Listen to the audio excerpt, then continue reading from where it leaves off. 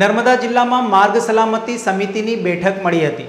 નર્મદા જિલ્લા કલેક્ટર કચેરી ખાતે ગુજરાત સરકારના રોડ સેફ્ટી ઓથોરિટીના કમિશનર શ્રી સતીશ પટેલ અને જિલ્લા કલેક્ટર શ્રી એસ.કે. મોદીની ઉપસ્થિતિમાં કલેક્ટર કચેરીના સભાખંડમાં જિલ્લા માર્ગ સલામતી સમિતિની બેઠક યોજાઈ હતી, જેમાં કલેક્ટર શ્રી એસ.કે. મોદીએ રોડ સેફ્ટી ઓથોરિટીના કમિશનર શ્રી સતીશ પટેલને આવકારી હાર્દિક સ્વાગત કર્યું હતું। આ બેઠકમાં કમિશનર શ્રી સતીશ પટેલે જણાવ્યું હતું કે રાજ્યભરમાં અકસ્માતોનું વધી રહેલું પ્રમાણ ચિંતાજનક અને અત્યંત ગંભીર બાબત છે।